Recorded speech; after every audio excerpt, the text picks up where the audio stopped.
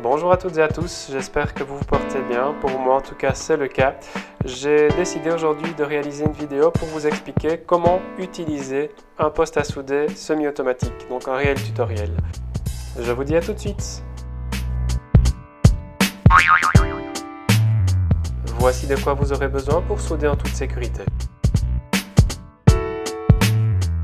Nous allons donc en premier temps utiliser un tablier de soudure, c'est la pièce importante, c'est ce qui permettra d'éviter de vous brûler ou de faire des traces dans vos habits. Donc ça c'est la première chose. Ensuite, après ce tablier, on va utiliser donc des gants de soudeur pour protéger vos mains simplement. Donc c'est des gants assez épais, simplement voilà. Et ensuite également un casque qui peut se présenter sous plusieurs formes. Donc ici c'est un casque à cristaux liquides, mais voilà un autre casque qui n'est pas très pratique, je ne vous le recommande pas car comme vous le voyez, il faudra à chaque fois amorcer, donc sans protection, donc je ne vous le recommande vraiment pas. Voilà.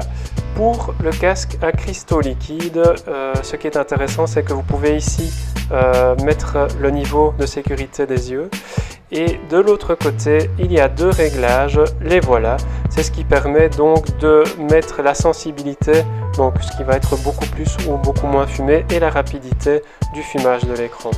Voilà ce que je vous recommande. C'est quelque chose de très utile et qui est très important.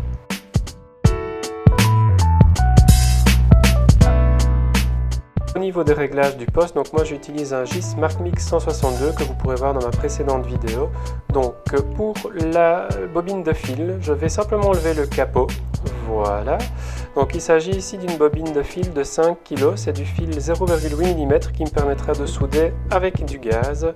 Et donc dans mon cas ici ce sera de l'argon et du CO2, simplement parce que c'est pour la soudure de métal, donc de fer. Voici donc le poste en question. Le fil arrive dans le tire-fil que vous voyez ici sur la droite. Donc je serre ma bobine assez fort pour qu'elle ne puisse pas sortir. Et le fil donc arrive sur ce galet qui est un galet 0,8 également. Donc c'est une gorge 0,8. C'est noté sur le flanc, vous ne sauriez pas vous tromper. Et ce galet, lui, grâce au petit moteur du tire-fil, envoie le fil jusque dans ma torche. Voilà. Quand j'appuie sur la gâchette rouge, le fil sortira. Bon là c'est pas le cas vu qu'il n'est pas branché. Je mets la gâchette sur le côté.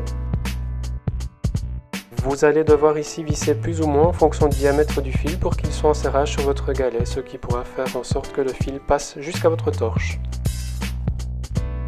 Pour le réglage du poste, c'est dans mon cas très simple. En fonction de la matière que vous allez souder, du diamètre du fil et de l'épaisseur de la pièce à souder, vous allez pouvoir faire les réglages en fonction des types A, B, min, max et la rapidité du fil.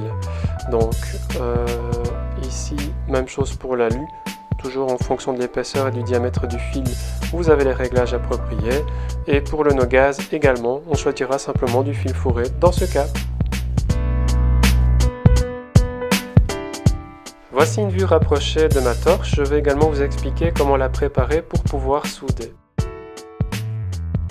Je commence ici par enlever la buse de la torche.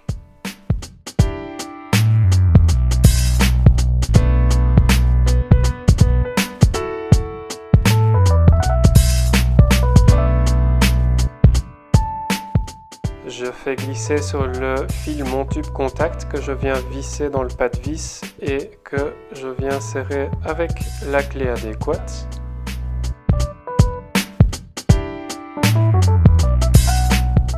Je remets ma buse sur le tout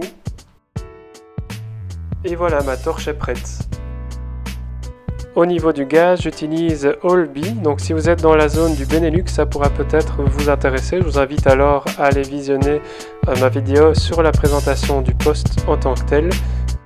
C'est ici un mélange d'argon et CO2, étant donné que je soude des métaux donc de type ferreux. Nous allons ici régler le débit de gaz. De façon générale, je le mets sur 10 litres pour commencer, puis je fais quelques tests pour voir si c'est trop ou pas assez. Voici à quoi on ressemble une fois tous les éléments de sécurité sur nous. On est beau, on est pro, on y va.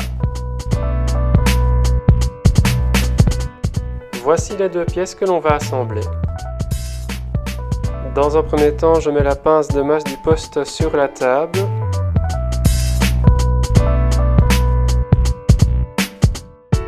Je vais ici enfin pouvoir utiliser la torche que j'ai préparée tout à l'heure. Pour souder ces deux pièces, je vais d'abord, pour éviter une déformation due à la chaleur, faire 2 points de soudure en haut et en bas.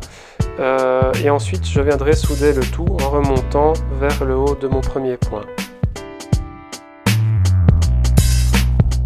Avant de commencer vos soudures, je vous inviterai toujours à nettoyer correctement les deux pièces pour que le contact soit plus franc et pour éviter d'avoir des ennuis lorsque vous commencerez à souder.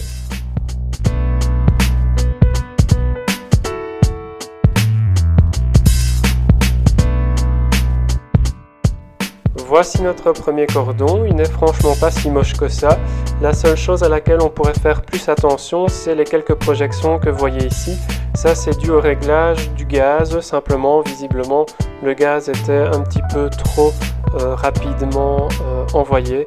Donc de 10, on aurait pu passer par exemple à 9 ou un petit peu plus. L'idéal étant de faire quelques essais avant de passer à la pièce en tant que telle. Ici, vu que c'était pour vous expliquer comment cela fonctionne, je n'ai pas pris le temps de faire des essais parce que je n'avais pas non plus malheureusement assez de matériel. Alors même si notre soudure est terminée, on va quand même devoir nettoyer notre matériel pour éviter qu'il s'encrasse. Donc j'enlève la buse, je vais pouvoir la nettoyer grâce à une pince un peu spécifique qui n'est pas donnée, mais je vous invite quand même à faire l'achat de ce matériel là. Donc c'est une pince qui permet de couper et de nettoyer par exemple la buse ici. Je la ferme, je la rentre dans la buse, je tourne la buse, comme ça toutes les crasses qui sont à l'intérieur peuvent être enlevées. Je souffle un coup dedans, voilà.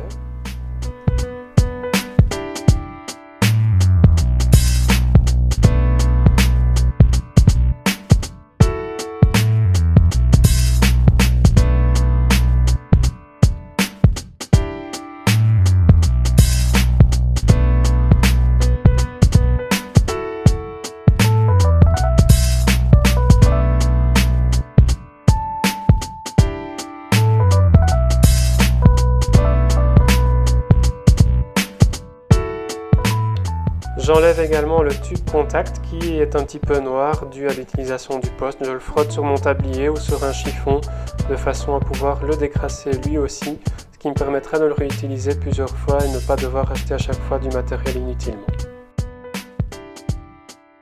Je termine par remonter le tout pour la prochaine utilisation, comme ça ce sera plus facile et plus agréable.